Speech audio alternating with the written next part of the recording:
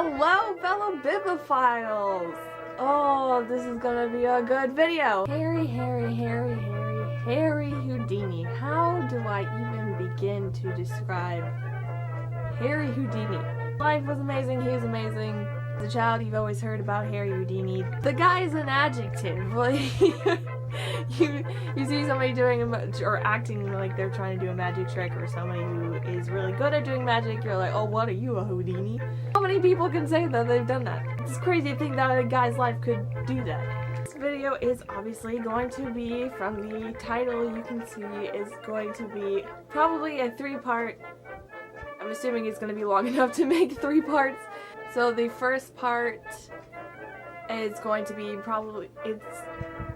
first part will be about Houdini's early life, and then we'll probably get more to his career in the second life. We'll probably get to his career in the second video, and then we'll get what happened towards the end of his life in the third video. So let's get started! Hopefully this will be fun for you. I know it'll be fun for me. What do you think, Houdini? Will we have fun? I think we'll have fun. You're not even looking at me, you're looking at them. I printed this out for one of my art classes. We had to get 3 photos for one project, but we were gonna go over them with our teacher, and she would help us decide which was the best one to choose. I didn't actually choose this picture, I chose a different one. I ended up choosing one of Walt Disney. Actually, if I had to say a top 3 people who I love so much and who I admire so much, Walt Disney would obviously be the first one. Elvis would be the second one. And Monsieur Houdini would be the third one. So, before we get to this, you have to see my t-shirt. Of course. It is of the Mad Hatter, or Johnny Depp as the Mad Hatter. It's in honor of Alice Through the Looking Glass, which is coming out on the 27th, and I am so excited! Okay, but enough about that, let's get to Houdini's life. Was I gonna say something else? No. Despite how much you would have wanted you to believe otherwise, Houdini wasn't actually born in America. Houdini's name was not actually his birth name. His birth name was Eric Weiss? I tried so hard to say that right, and I think I might. Hopefully I did say that right. He was born on March 24th, 1874 in Budapest, Hungary. He was one of 7 children, and he was actually Jewish. And his father was a Jewish rabbi. Didn't know that, did ya? In 1878, the family moved to America, and they changed a lot of the spelling of their names from Weiss to Wes. I don't know if it's pronounced the same, but they did change the spelling of their names. And a lot of their first names were changed, the spelling was changed as well. So Eric became Eric, but his friend called him Ari or Harry. Unfortunately, being Jewish around that time wasn't the best thing in the world, because a lot of people still had a lot of prejudice over Jewish people. Changing the spelling of their names and even their entire names was something that immigrants did a lot. I guess they just didn't want unwanted attention or something, I don't know. I guess it was just something that they didn't want to be targeted because their names were so European, shall we say. They lived in Appleton, Wisconsin, and for most of his career, that is where Harry Houdini claimed that he was born. But obviously he wasn't born there. Harry was very patriotic, and he was very proud to be an American, and that was something that was very important to him. So when they got to Wisconsin, Harry's father did work at a Jewish congregation, but after a couple of years he lost the job, so him and Harry decided to move to New York to try to find a job his father tried to find a job, and Harry just thought, oh, I'll get a couple of odd jobs places and stuff like that. And then after they established someplace to live and a stable job, then the family would go and live with them. At the age of 9, Harry was actually a trapeze artist. He became fascinated with the idea of trapeze art, and he even called himself Eric the Prince of the Air. Like, can you imagine? Hey Dad, watch this! Harry later became fascinated with a French magician called... French ancestors, please help me with the pronunciation of this name. Jean-Eugène Robert Houdin.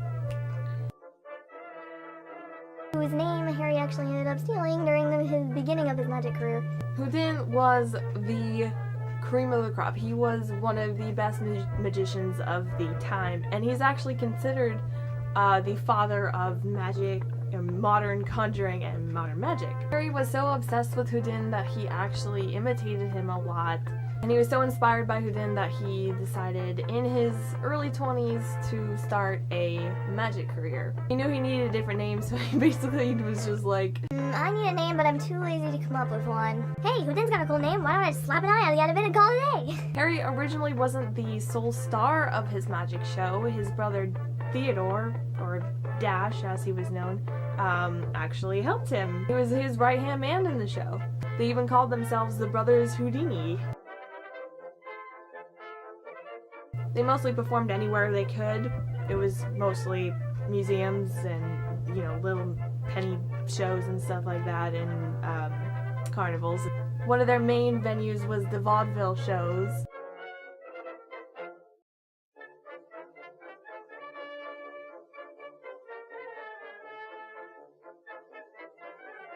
And that coincidentally is where they met a woman named Wilhelmina Reiner, also known as Bess, as some of you know.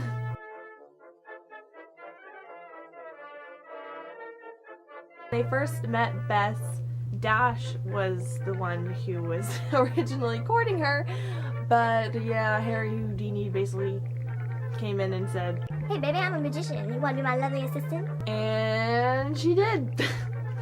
So yeah, Harry basically kicked his brother out of the show, and Bess was his assistant. Which kind of left a little bit of resentment between the both of them, unfortunately. But for the rest of his career, Bess was his assistant, and sometimes, during most of his career, she was on stage with him, but towards the end, she did retire, but she was still part of the show. That is true love right there. Locking your husband in a water torture chamber every night and hoping he doesn't die. True love. Harry and Bess were then billed the Houdinis, and that was the name that was what they used. It's funny, during the beginning, Harry didn't actually do escape acts. He was a master of cards, and he even billed himself as the king of cards. I mentioned that Harry Houdini was a modest man. No. He imitated Houdin's tricks, and because he liked them so much, and because he thought, I can do that, might as well try it myself. Some of those tricks included Harry and Bess doing what's known as a mind reading trick. They were amazing. Oh my gosh, these two came up with their own secret code.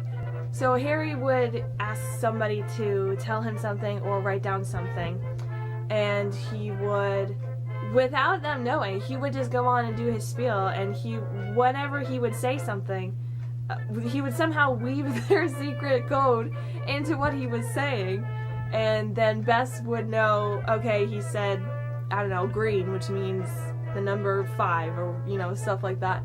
And then whatever he would say, then towards the end, he was like, okay, now Bess knows what I just said to her through our minds. So good. They were amazing. They were amazing. Another one of their tricks, I think, was one of them would die, and come back to life. And it was really dramatic. So during the beginning, there was some pretty dramatic stuff that they would do.